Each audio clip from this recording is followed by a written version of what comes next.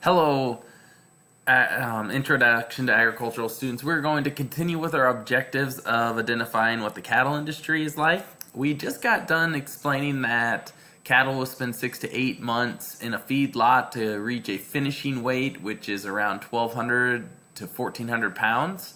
And then once they are reaching that finished weight, what they'll end up doing is processing the animal, where they remove the hide, the feet, the head, and all the interior parts, so that digestive tract that we dissected with the minks, and they'll hang up the animal. So this here is a half of a beef. This half of the beef will be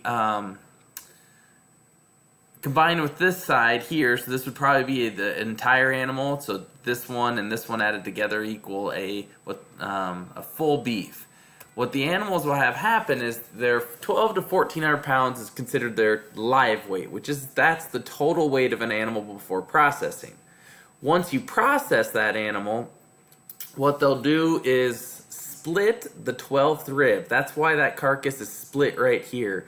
The beef animals have 13 ribs, and on the 12th rib they will split it, and they will measure or check it for quality. So they've split this one and they split this one at that 12th rib, or the location where carcass quality is measured.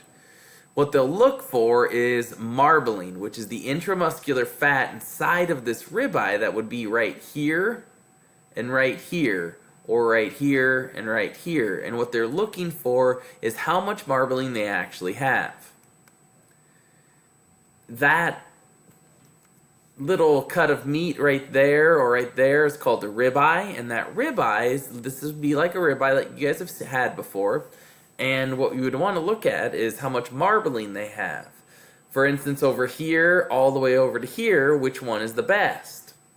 You guys have some terms there called prime, choice, and select, and I'm thinking that you can figure out which one's the best by the idea that you probably don't eat too many select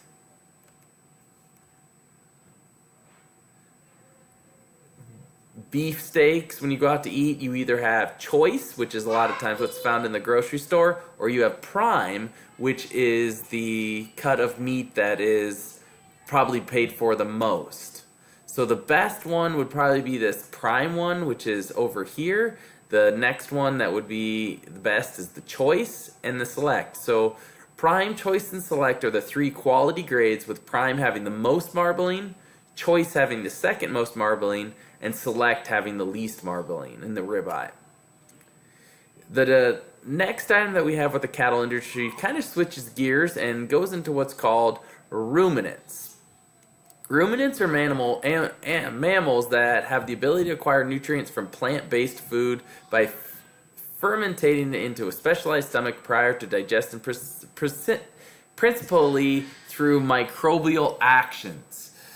Basically what that's saying is one of these two over here is a ruminant, and one of these is a monogastric, or like our mink, and I'm pretty sure you can guess through that, since this is up here then only has one stomach. It doesn't have a large stomach that has specialized stomachs prior to digestion, and so it's actually our monogastric one. And what cattle are ruminants, and they have this compartment called a rumen.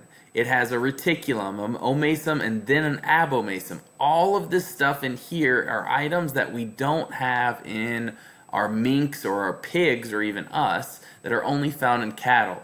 This allows them to have a different diet. That diet means that they can have higher roughage or higher fiber content in their feed.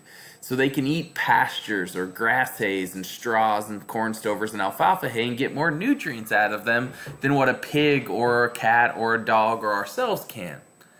They still eat concentrates just like pigs and cattle and us, in that concentrates are going to be types of feed that have high energy or high protein, but they won't need it as much to finish off or to gain into that high weight. So they still eat corn, soybean meals, and distiller grains, but they don't need them as much just to survive as they can survive on roughage. A cow, to give you some more examples of that, a cow calf will eat more roughage concentrate ratio will be higher in roughage and lower in concentrate, whereas a feedlot roughage to concentrate ratio will be higher in concentrates and lower in roughages. This then allows the feedlot to, though it could survive off of the roughage, it gives it more energy and protein to make it so that it can gain faster. These terms were the terms that we wanted you to get across today to almost finish up your notes. There are 4 terms left: BSE, grass-fed, and artificial insemination and embryo transfer, which we'll just have to finish up those on Wednesday with some personal questions. Today, then, we have covered live weight down to concentrate, and please get those into your notes.